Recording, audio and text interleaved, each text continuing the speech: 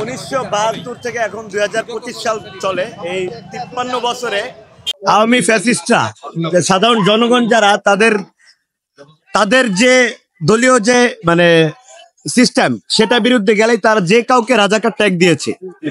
Actually তারাই ছিল রাজাকার, আর তারা সাধারণ যারা দেশপ্রেমিক তাদের রাজাকার বলে ট্যাগ দিয়ে তারা গুম খুন হত্যা এমন কোনো অন্যায় নাই যেটা তারা 53 বছর করেনি। আর আওয়ামী লীগের যে শাসনামল ছিল সেগুলোতে আমরা দেখতে পাচ্ছি তারা অপরাধের সর্বোচ্চ পর্যায়ে এসে গিয়েছে। আর মূলত এখন কথা হচ্ছে যে 2009 সালে তারা ক্ষমতা আসার পর প্রথমেই এই পিলখানা হত্যাকাণ্ড ঘটায়। 57 জন সেনা অফিসারকে তারা নির্মমভাবে হত্যা করে এবং বিভিন্ন সূত্রে জানা গেছে এখানে ভারতের ইন্ধন আছে। ভারতীয় মানে ভারত বাংলাদেশে কোনোদিনই ভালো চায়নি। বলেন তো ভাই,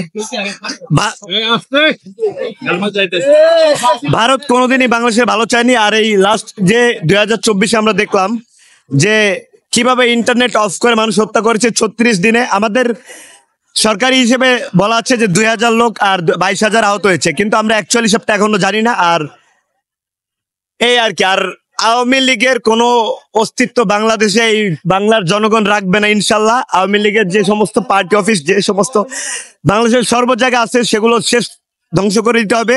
আর এই যে এটা মূলত আমরা মুসলিম যারা আছি আমরা চাই এটা একটা মসজিদ হিসেবে গড়ে তুলুক, যারা মানুষ আল্লাহর দরবারে সিজদা দিতে পারে।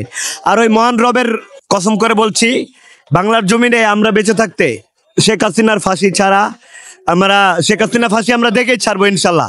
এবং আওয়ামী লীগের সর্বোচ্চ বিচার হবে। আওয়ামী লীগের একদম কেন্দ্রীয় থেকে তৃণমূল পর্যন্ত যত নেতাকর্মী এই অন্যায়ের সাথে জড়িত 2009 থেকে 2025 পর্যন্ত, আর 1972 থেকে মানে 75 যেগুলো আছে মানে যা আছে সব। আর অবৈধ সংবিধান তো অবৈধ, এখানে বৈধতার প্রশ্ন আসার মানে আমি কোনো কিছু দেখছি না। যে আর এই যে রাষ্ট্রপতি চুপ্পু, আমাদের প্রথম কাজ উচিত ছিল ওরে 5 তারিখে ওরে টানা ইসরা ওরে রাস্তায় নামানো পিটানো। আমাদের কিছু স্টেপ ভুল আছে। ইউনূস স্যার খুব সম্মানিত মানুষ, স্যারের কাছে আমাদের আপামর জনতার দাবি, স্যার জনগণের বিরুদ্ধে যায় এরকম কোনো কাজ করবেন না। আর সেনা প্রধানের বাসায় অফিস, সেনা প্রধান ওয়াকারুজ্জামানের অফিসে নাকি এখনো বঙ্গবন্ধুর ছবি। এটা আমাদের কলিজায় লাগে। আপনি দয়া করে ছবিগুলো নামিয়ে ফেলুন। আর জনগণের বিরুদ্ধে গেলে কি হয় সেটা আপনারা দেখতেই পাচ্ছেন, একটু দেখান। এতটুকু বলার ছিল। আর ইনশাল্লাহ বাংলা মাটিতে আওয়ামী লীগের সবার বিচার হবেই। Thank you.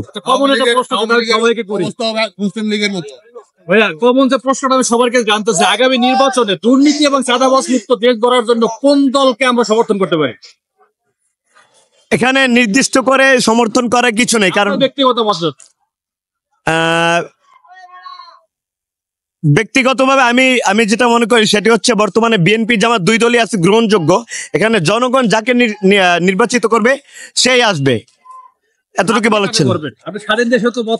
স্বাধীন দেশে আমি মনে করি বর্তমানে বিএনপির একটা চান্স পাওয়া উচিত, কারণ তারা দল হিসেবে বিএনপি মানে নির্যাতনের শেষ পর্যায়ে তাদের। আমাদের লিডার যে তারেক রহমান, তিনি আজকে 16-17 বছর তো হবে এবং তাকে ফ্যানের সাথে ঝুলিয়ে পিটিয়েছে। আমি বলছি না জামাত খারাপ, জামাত অবশ্যই ভালো। এখানে কথা হচ্ছে আওয়ামী লীগ বাদে যেই দলে আসুক আমরা সবসময় তাকে ওয়েলকাম জানাবো। আর তবে পুরনো মানে যে আচরণ সেগুলো যাতে ফিরে না আসে, এটা আমাদের দাবি। সেটার ব্যাপারে কি বলবেন? এখান থেকে কোনো শিক্ষা আছে বা কোনো শিক্ষা তো অবশ্যই নিতে হবে, কারণ এটা বর্তমান হচ্ছে টেকনোলজির যুগ। অনলাইনে সবাই সবকিছু দেখছে, সো তারা শিক্ষা অলরেডি নিয়েছে, আমরা এটা আশা করি। আর আমরা এই এতটুকু, আর কিছু বলার ছিল। Thank you so much. চ্যানেলের নাম কি?